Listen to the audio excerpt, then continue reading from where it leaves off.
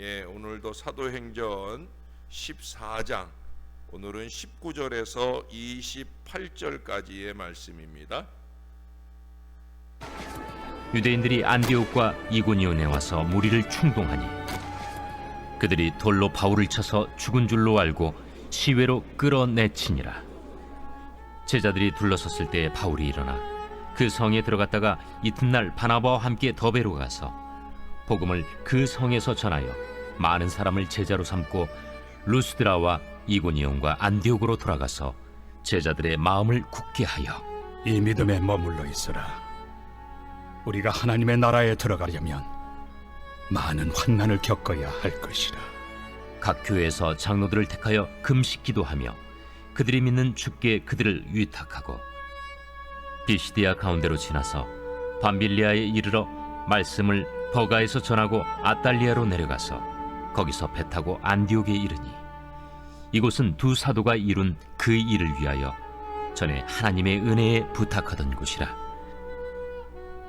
그들이 이르러 교회를 모아 하나님이 함께 행하신 모든 일과 이방인들에게 믿음의 문을 여신 것을 보고하고 제자들과 함께 오래 있으니라. 아멘.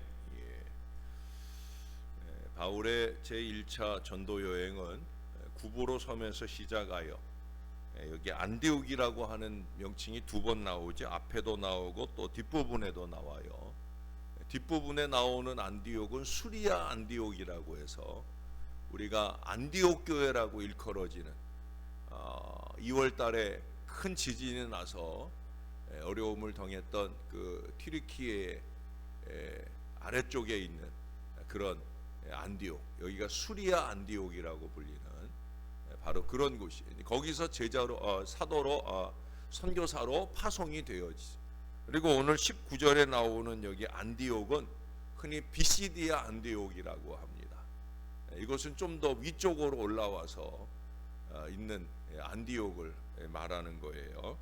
그래서 구브로 섬에서 시작해서 비시디아 안디옥으로 또 이고니온으로 그리고 루스드라로 이어집니다. 그리고 오늘 본문에 의하면 더베 지역까지 연결되고 있는 걸 보게 됩니다. 바울 일행이 장소를 바꿔가면서 이렇게 복음을 전하게 된 첫 번째 이유는 사실은 핍박 때문인 걸 우리가 상고하고 있어요. 구브로 섬을 제외한 모든 곳에서 견디기 힘든 핍박이 있었고, 그래서 새로운 장소로 선교지를 옮기게 되었습니다.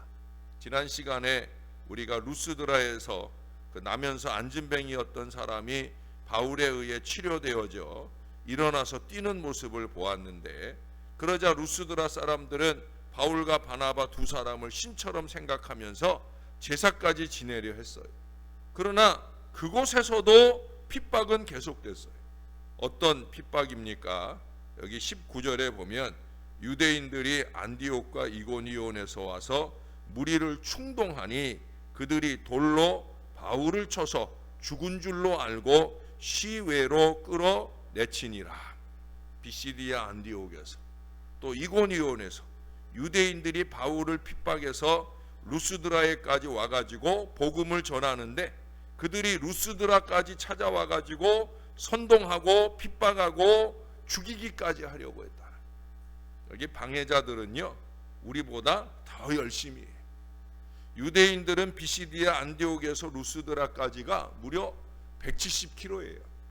또 이고니온에서 루스드라까지도 45km나 되는 거리를 그들이 열심으로 달려와 가지고 바울을 핍박하고 루스드라 주민을 선동해서 바울을 돌로 쳤으며 죽은 줄 알고서 성 밖에 내다 버렸다는 거예요. 스데반이 바울에 의해서 죽음을 돌로 쳐서 죽임을 당했는데, 이제 거꾸로 바울이 전도하다 보니까 죽임을 당했다는 거예요. 바울 일행이 열심히 전도했어요. 핍박 받으면서 또 어떤 때는 피해 다니면서 전도하고 또 전도합니다. 그 결과 복음의 놀라운 확장을 가져왔고, 그 과정 속에서 여러 기적들이 나타났어요. 사람들은 기적을 보면서 사도들에게 영광을 돌리려 했지만 그때마다 사도들은 하나님께만 영광을 돌렸습니다. 얼마나 충성스러운 일꾼입니까? 그들이 축복받을 만하지 않습니까? 만사 형통해야 되지 않겠습니까? 그러나 그 결과는 여기 19절에서 보는 것처럼 돌로 쳐서 죽게 만들더라는 거예요. 우리도 열심히 할 때가 있잖아요. 죽도록 충성할 때가 있어요. 크고 작은 교회의 문제를 가슴에 안고서 금식하고 철야하며 기도하기도 하고 복음의 확장을 위하여 쉬지 않고 전도하기도 하고 참으로 무더운 날씨 추운 날씨 가리지 않고 열심히 성전에 와 여러 가지 봉사와 헌신을 합니다. 주어진 사명을 잘 감당하기 위해 시간도 바치고 물질도 바치고 땀 흘려가며 열심히 합니다. 그럴 때 하나님께서 잘 지켜주시고 축복 주실 것 같은 그런 느낌이 들어요. 그런데 오히려 문제가 생기지, 어려움이 생기고 문제에 부딪힘이 생기며 가로막는 장벽을 만날 때도 있어요. 그러면 우리는 항변합니다. 아니 열심히 했는데 왜 지켜주지 않느냐고. 그러면서 포기하고 주저앉을 때도 있어요. 하지만 여러분, 하나님을 잘 믿는다고 만사형통하는 게 아니에요. 열심히 하기 때문에 축복만 받고 건강하고 성공만 하는 게 아니에요. 하나님 대신 예수님께서도 이 땅에 오셔서 환난을 당하셨잖아요. 천국의 확장을 막는 그 무리들이 핍박하고 또 핍박하다가 결국에는 십자가의 못을 받고 말았어요. 열정적인 스데반도 돌에 맞아 죽었어요. 야고보도 칼에 의해 죽임을 당했어요. 베드로는 옥에 갇히는 걸 밥 먹듯 할 정도로 어마어마한 핍박을 받았어요. 나중에는 거꾸로 십자가에 못 박혀 죽기까지 해요. 바울도 상상을 초월할 많은 핍박을 받았던 걸 우리들에게 말하기도 합니다. 그들이 핍박을 받았다면 우리도 마찬가지 아니겠습니까? 여러분, 핍박이 오지 않게 해달라고 기도하지 마셔요. 왜냐하면 믿는 자들에게 핍박은 당연한 것이기 때문에. 그러므로 우리는 앞으로도 핍박을 계속 접하게 될 거예요. 복음 전하다 어려움 만날 수 있을 거예요. 그러나 여러분 걱정하지 마세요. 핍박받는 우리를 향해 우리 예수님께서 하신 말씀이 있어요. 요한복음 14장에서 고별 설교를 시작하면서 그 설교를 마무리하는 16장 33절에 말씀하셨잖아요. 세상에서는 너희가 환난을 당하나 담대하라, 내가 세상을 이기었노라. 주님은 우리가 핍박당한다고 말씀하셔요. 그러나 주님께서 세상을 이기셨기에 우리가 담대해야 된다 당부하고 계셔요. 어떤 핍박이 몰려오든 두려워 말아야 됩니다. 주님이 이기셨으니 나도 이길 수 있다. 이 담대한 자세로 핍박을 맞이하게 될 때 그 어떤 핍박일지라도 능히 이길 수 있는 것을 믿습니다. 이 믿음을 가져야 해요. 한 번의 핍박, 한 번의 문제 앞에 무너져 내린다면 그는 십자가의 용사가 아니에요. 여러분 무술 영화를 보신 적 있죠? 영화 속의 주인공이 화살 하나 맞았다고 싸움 포기합니까? 아니에요.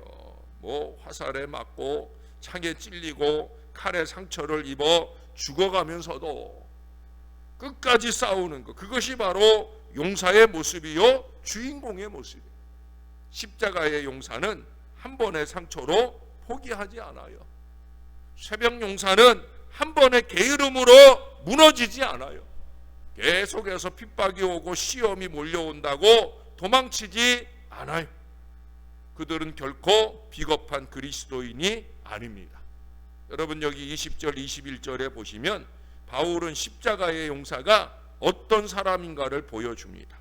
제자들이 둘러섰을 때 바울이 일어나 그 성에 들어갔다가 이튿날 바나바와 함께 더베로 가서 복음을 그 성에서 전하여 많은 사람을 제자로 삼고 루스드라와 이고니온과 안디옥으로 돌아가서 제자들의 마음을 굳게 하여. 할렐루야. 여러분 얼마나 대단합니까? 유대인들은 바울이 죽은 줄로 알았어요.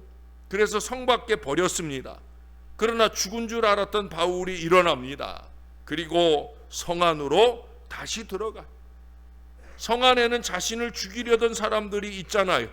만나면 다시 죽일지 몰라요. 그럼에도 들어갑니다. 왜 들어갈까요? 복음 때문 아니겠습니까? 그리고 그 다음날 더베로 장소를 옮겨 복음 전파를 계속하고 많은 사람들을 예수 믿게 해요. 그리고 또 다시 어디로 가요? 예? 다시 루스드라와 이고니온으로. 예? 다시 루스드라와 이고니온으로 다시 돌아가요. 죽은 줄 알았을 정도로 바울의 몸 상태는 엉망진창이었어. 그러나 일어나자마자 다시 전도자의 길을 가요. 바울의 모습은 한마디로 전도하다가 죽겠다는 자세예요. 어떤 사람이 가장 무서운 사람입니까? 자기 생명을 담보로 하는 사람이에요. 죽일 테면 죽여라 하는 이런 사람, 죽는 것을 두려워하지 않는 사람, 이런 사람 막을 방도가 없어요.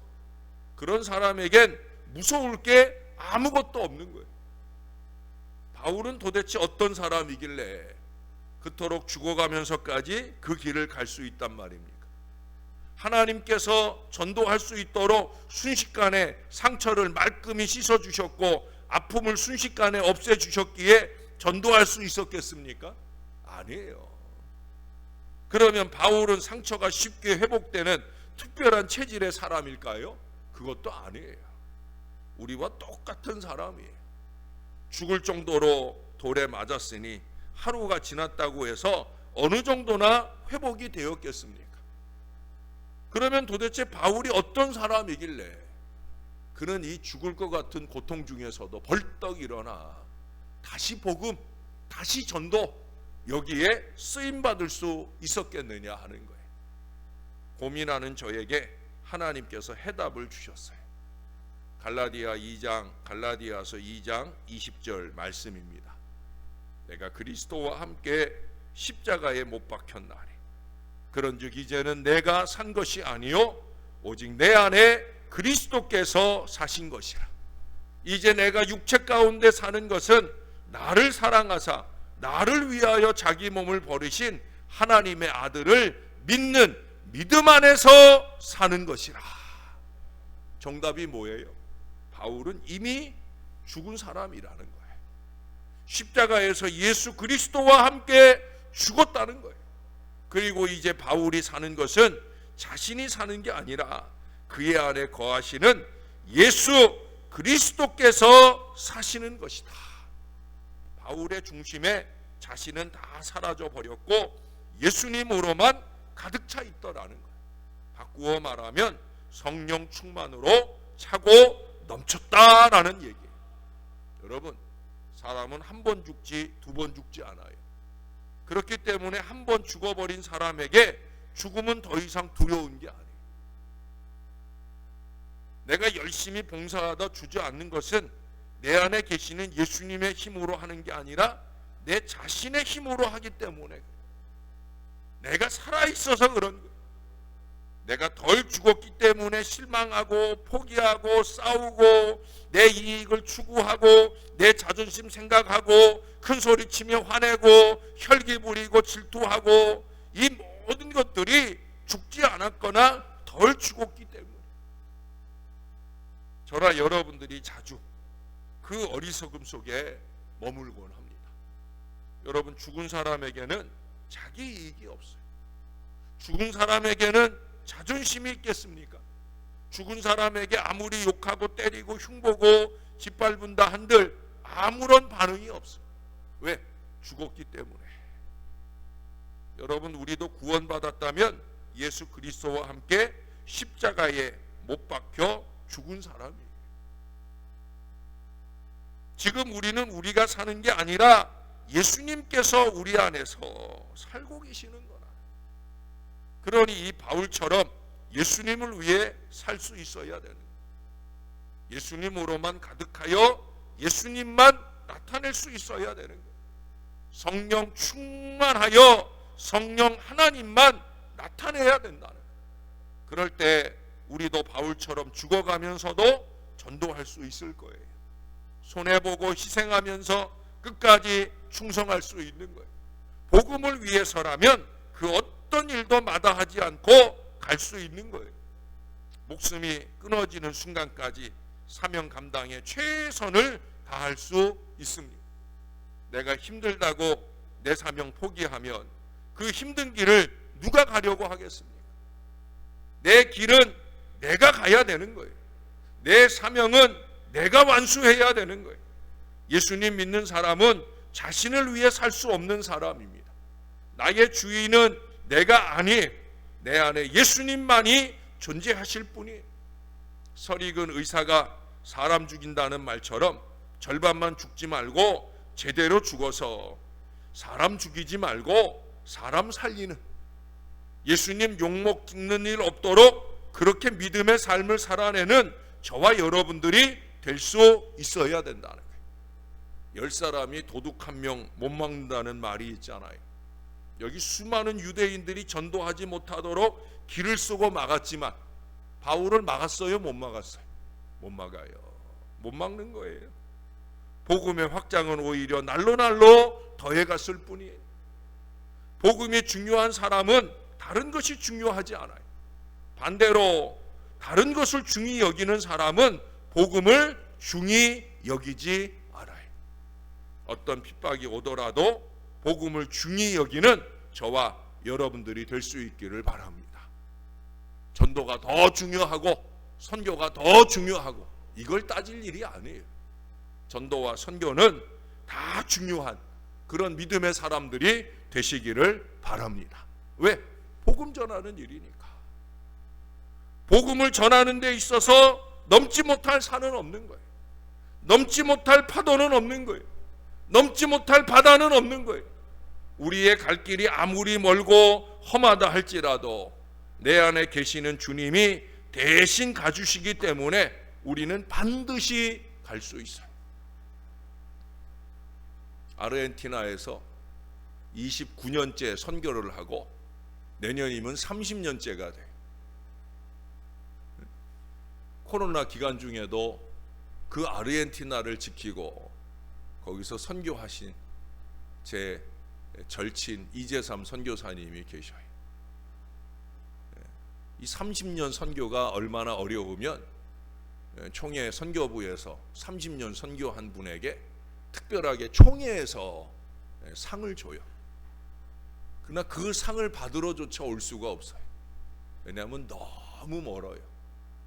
이 중남미는요, 비행만 29시간 비행만, 중간에 비행기 갈아타는 시간까지 하면 거의 한 40시간 가까이 고생을 해야 돼. 네.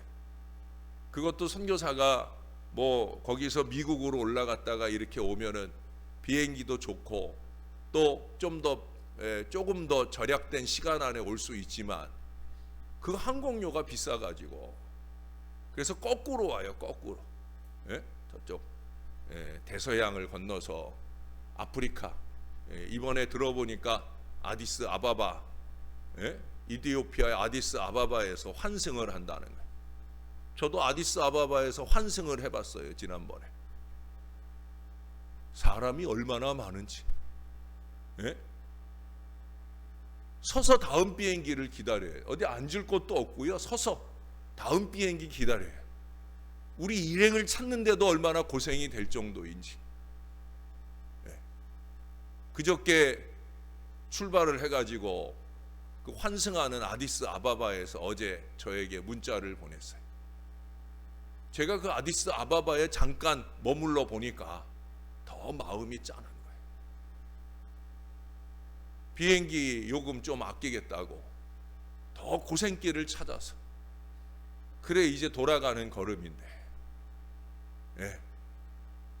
마음이 너무 아파요. 제가 그래서 톡을 쓸 때 그랬어요. 아디스 아바바에 내가 있었어 보니까 더 마음이 짠하다 하는 그런 내용으로 격려를 해봅니다. 그게 무슨 의미가 있겠습니까? 가는 거예요. 갈 길이 아무리 멀고 험하다 할지라도 주님이 그의 안에 대신 가주시기 때문에 그래서 반드시 가는 거예요. 처음에 칠레로 갔다가 여러분 생각해 보세요. 29년이면 30년 전이에요. 청춘 30대 초반 신학교 졸업하고 목사 안수 받은 지 얼마 안 됐을 때, 그때 그 더운 땅 칠레로 가서 거기서 열심히 선교하다가 아르헨티나에서 또 오라고 하니까 또 그곳에 가서 지금 거의 20여 년 가까이 이렇게 열심히 있게 선교해.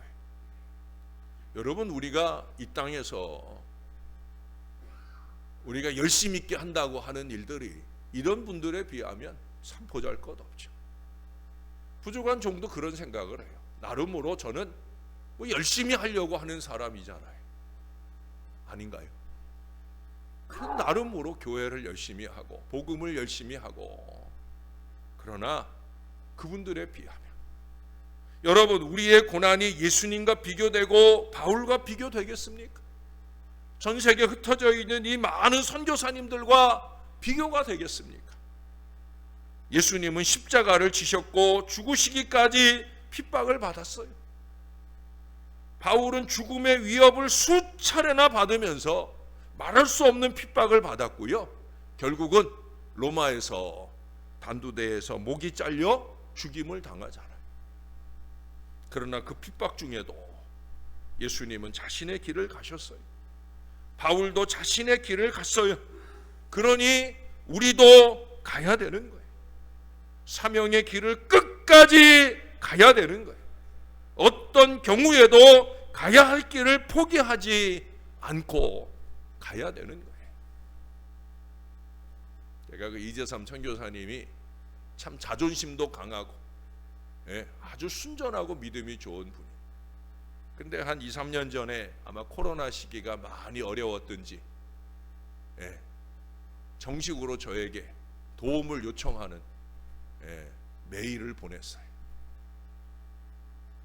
근데 이 선교지 하나 돕는, 선교사 하나 돕는 걸 정하는 일이 이게 쉬운 일이 아니에요. 그래봐야 1년에 120만 원 가는 일인데 이거 하나 더 하고 빼는 일이 쉽지 않아요. 마음이 너무 아프고 도와주고 싶은 마음은 간절하지만 못했어요. 내가 못해서, 그래서 내가 나보다 더 힘 있는 목사님께 매달렸어요. 좀 도와달라고. 참 훌륭한 선교사인데 좀 도와달라고. 그래서 제가 돕는 것보다 갑절로 더 도움의 길을 열어줬어요. 이번에 와가지고 그 선교사님도 그렇고 사모님도 그렇고 잠깐 같이 있게 될 순간에 고맙다고, 영준아 너무 고맙다고, 내가 한 건 없는데 지금도 아무것도 하지 못하고 있는데 근데 저를 통해 더 큰 도움이 가게 된 것에 대한 감사한 마음을 표현하더라고요. 어디 이분뿐이겠어요?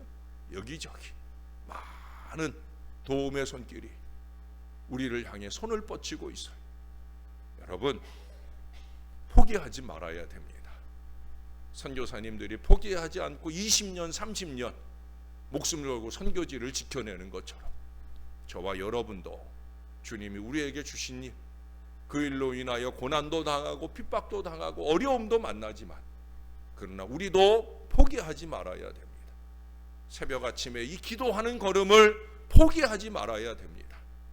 어떤 경우도 가야 할 이 걸음을 포기하지 마시고 우리 주님의 이름으로 주님과 함께 열심 있게 달려가는 저와 여러분 될 수 있기를, 오늘 좀 긴 말씀이지만 이 말씀으로 간절히 주님의 이름으로 축원합니다. 좋으신 아버지, 복음을 받습니다.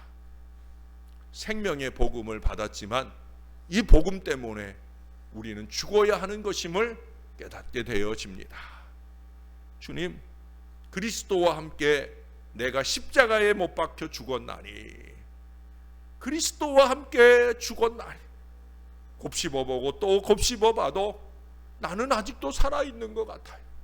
내 혈기가 살아있고 내 이기가 살아있고 내 욕심이 살아있고 내 자존심이 살아있어서 아버지 뜻 아닌 길을 가려 할 때가 얼마나 많은지 모르겠습니다. 주님, 도와주세요. 우리 보조간 인생들에게 깨달을 믿음을 주시고 정말 그리스도와 함께 십자가에 못 박혀 죽은 인생 같은 그 믿음을 우리에게도 허락해 주시옵소서. 예수님처럼 바울처럼은 아니더라도 오늘날 전 세계에서 목숨을 걸고 복음 전하는 그 많은 선교사님들처럼이라도 우리가 조금 신용이라도 내볼 수 있도록 우리의 마음 믿음을 견고하게 붙들어 주시옵소서.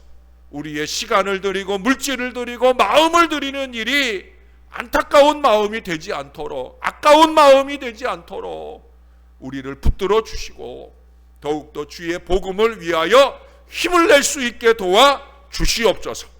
선교와 전도가 다 중요하고 복음을 나타내는 일이기에 이 일에 우리가 최선을 다하고 아버지 하나님의 거룩한 뜻을 나타내는 사명의 사람 될 수 있도록, 은혜의 사람 될 수 있도록 우리를 붙들어 주시옵소서.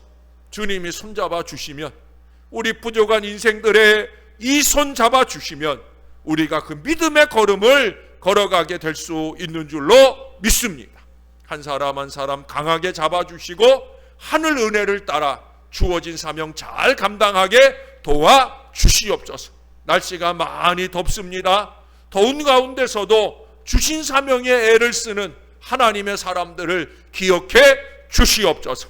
무엇보다도 이제 내일부터 청소년부 수련회가 있습니다. 이 일을 위해 교육자, 교사들이 힘을 쏟아 최선의 땀을 흘릴 때, 최선의 눈물을 흘릴 때 하늘의 긍휼을 더하여 주시옵소서. 능력 있는 은혜가 우리 하나님으로부터 우리 아이들, 이들을 섬기는 교사와 교육자에게 충만하여 넘치는 시간이 되게 도와 주시옵소서.